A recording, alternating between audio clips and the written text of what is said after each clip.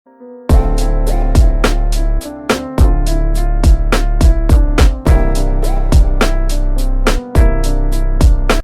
हिंद दोस्तों, आज के वीडियो में मैं बात करूंगा चीनी बेट्रियल के बारे में। चीनी बेट्रियल जब मैं कहता हूं तो मैं कह रहा हूं कि चीन ने किस प्रकार एक हिसाब से दुनिया की आंखों में धूल झोंकी। उससे पहले अगर आपने मेरे चैनल को सब्सक्राइब नहीं किया है तो सब्सक्राइब जरूर करें, साथ ही बेल आइकन को हिट करें ताकि ऐसे ही इंफॉर्मेटिव वीडियो आपको मिलते रहे। आगे बढ़ते हैं।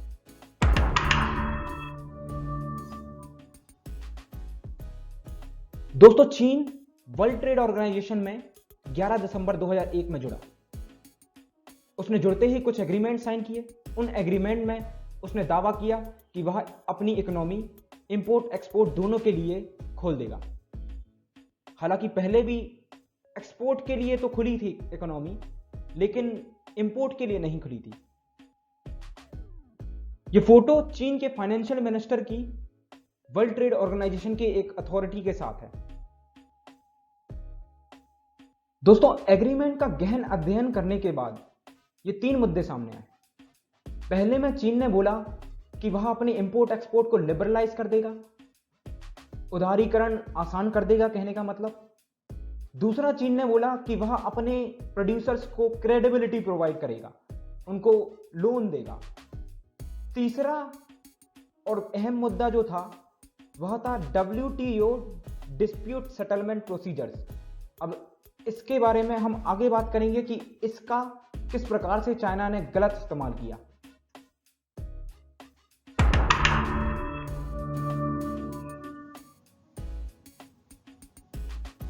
दोस्तों, चीन का इस तीसरे पॉइंट को गलत तरीके से इस्तेमाल करना इस कॉन्टेक्स्ट में समझा जा सकता है कि चीन एक्सपोर्ट तो अपना सब कुछ करता है, लेकिन इंपोर्ट करने में कतराता है। जैसे कि चीन ने बड़ी बड़ी टेक कंपनीज को अपने देश के अंदर घुसने ही नहीं दिया, बल्कि इनकी स्क्रिप्टिंग को कॉपी करके अपने देश में वैसे ही चीजें लॉन्च की। जैसे कि चीन ने YouTube की कॉपी करके अपना YouTube लॉन्च किया और उसका नाम यूकू रख दिया। वैसे ही चीन का खुद का WhatsApp है जिसको WeChat कहा जाता है, और इसने WhatsApp को भी अंदर नहीं घुसने दिया। वैसे ही Amazon को भी इसने घुसने नहीं दिया। चाइना का खुद का Amazon है, जैसा कि Alibaba.com, उसने इसको ही बढ़ावा दिया, Amazon को अंदर ही नहीं आने दिया देश के। वैसे ही चाइना का अपना खुद का सर्च इंजन है बाइडू, जो कि गूगल का लगभग कॉपी है।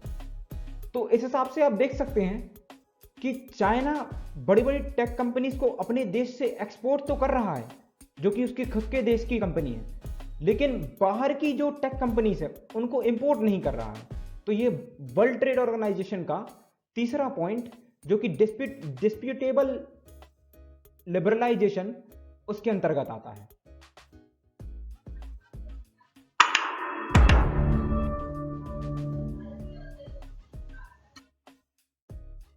दोस्तों, चाइना वर्ल्ड ट्रेड ऑर्गेनाइजेशन को तो धोखा दे ही रहा है, साथ ही अपने अनफेयर पॉलिसीज का भी इस्तेमाल कर रहा है। इसी सिलसिले में पहली पॉलिसी है डेब्ट ट्रैप डिप्लोमेसी।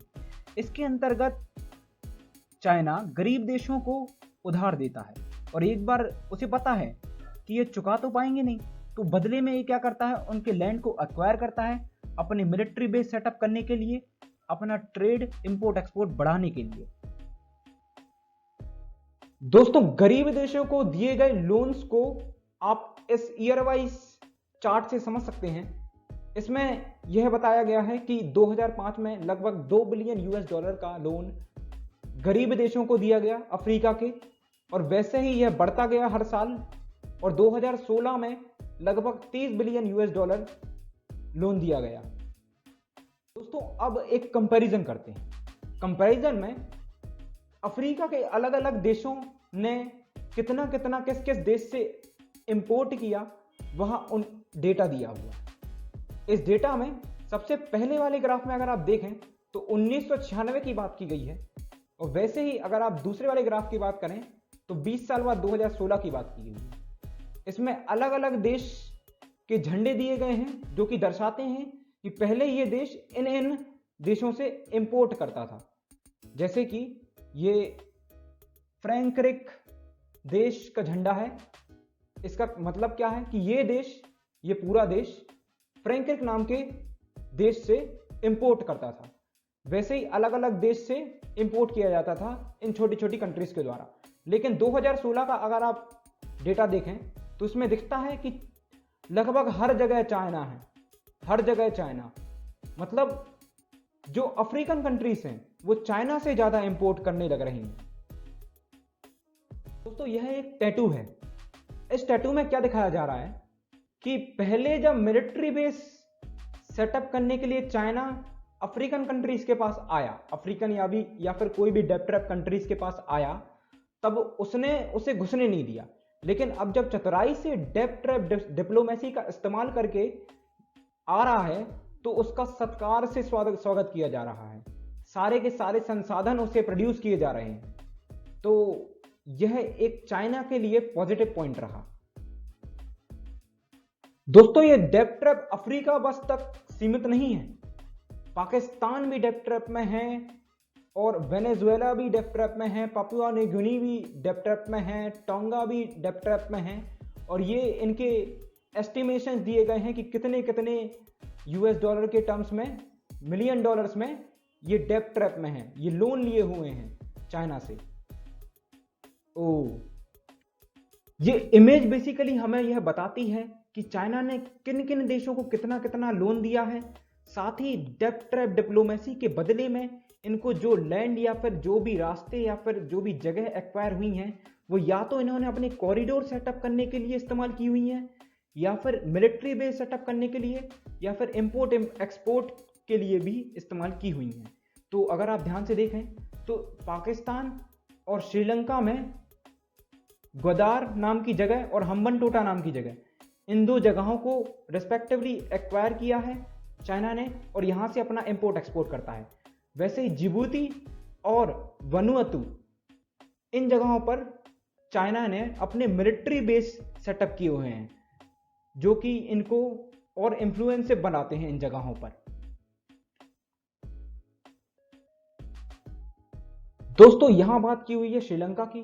श्रीलंका ने चाइना से लोन लिया, अपने देश में एक कॉरिडोर तैयार करवाया जो कि हम्बनटोटा पोर्ट को पूरे देश से जोड़ता था। अब ये लोन श्रीलंका रीपे नहीं कर पाया तो बदले में चाइना ने इसका हम्बनटोटा पोर्ट 99 ईयर के लिए इन लीज ले लिया। अब यहाँ पे चाइना अपना इंपोर्ट एक्सपोर्ट करता है यहाँ से। अब यह डेप्ट ट्रैप डिप्लोमेसी यहीं तक सीमित नहीं है। ताजिकिस्तान, किर्गिस्तान, लाओ, मालदीव्स एंड मंगोलिया, ये ऐसे भी बहुत सारे देश हैं जो इसके अंतर्गत दब चुके हैं। एक रिपोर्ट के अनुसार यह पाया गया कि a dozen of these countries owe debt of at least 20% of their nominal GDP। ये गौर करने की बात है। अब दूसरे आर्टिकल में, एक CNBC के आर्टिकल में यह पाया गया कि इन्होंने डेप्ट ट्रैप डिप्लोमेसी और न्यू कॉलोनियलिज्म दोनों ही चाइना के लिए नाम दे दिए हैं, चाइना की इस पॉलिसी के लिए नाम दे दिए हैं। दोस्तों इस वर्ल्ड मैप में ये दिखाया गया है कि किसने कितने लेवल का डेप्ट चाइना से लिया है, मतलब कितने लेवल का लोन लिया है और उसके अंतर्गत कितने डेप्ट में है कोई भी देश। तो अगर आप देखें तो डेंसिटी अफ्रीका में ज़्यादा दिख रही है, पाकिस्तान भी इसके अंतर्गत आता है और भी बहुत छोटे छोटे देश आते हैं। इवन इन्होंने लेटिन अमेरिका को भी नहीं छोड़ा है, यहाँ भी ये अपनी डेप्ट ट्रैप डिप्लोमेसी को आगे बढ़ा रहे हैं।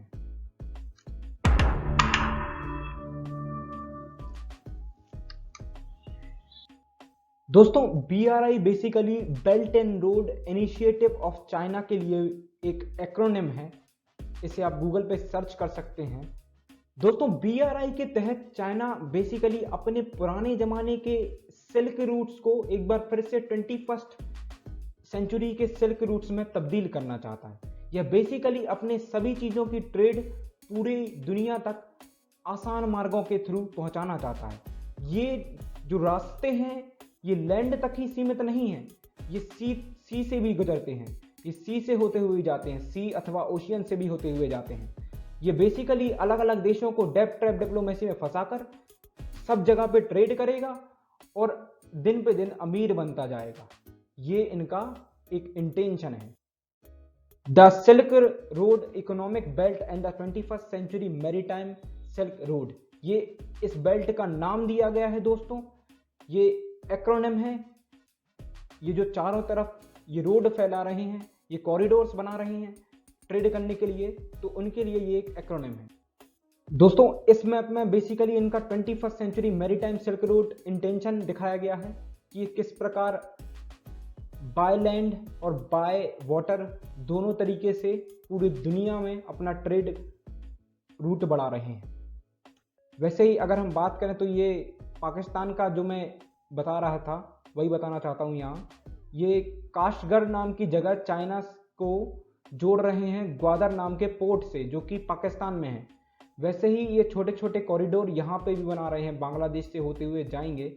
ये इनके इंटेंशंस हैं कि ऐसे ऐसे हम ट्रेड के रास्ते निकालेंगे जिससे इनका जो ट्रेड टाइम है वो घटे और इन्हें कंपेरेटिवली कम ट्रैवल करना पड़े। इससे क्या है, इनकी यहाँ से भी बचत होगी और साथ में ट्रेड में तो ये कमा ही रहे हैं, तो इनडायरेक्टली ये सुपर पावर बनना चाह रहे हैं।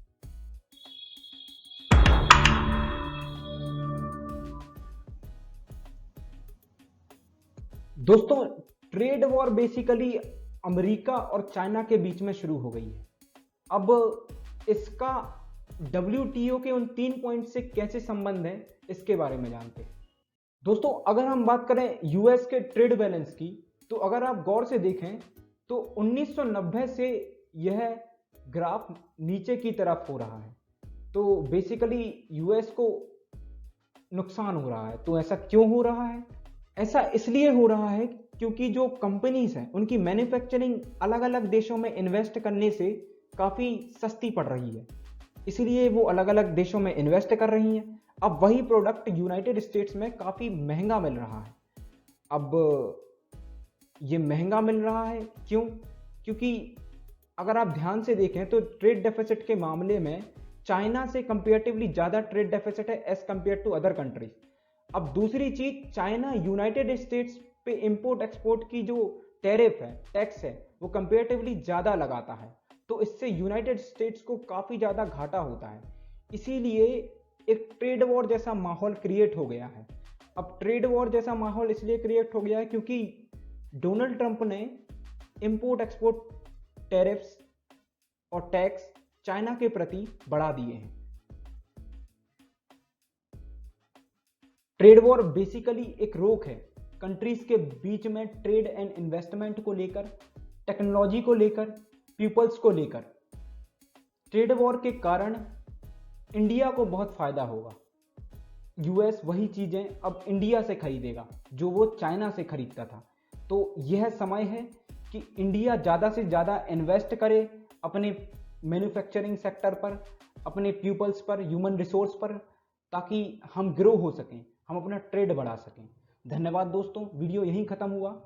आप मेरे चैनल को सब्सक्राइब कीजिए, लाइक कीजिए इस वीडियो को, साथ ही शेयर कीजिए इस वीडियो को। धन्यवाद।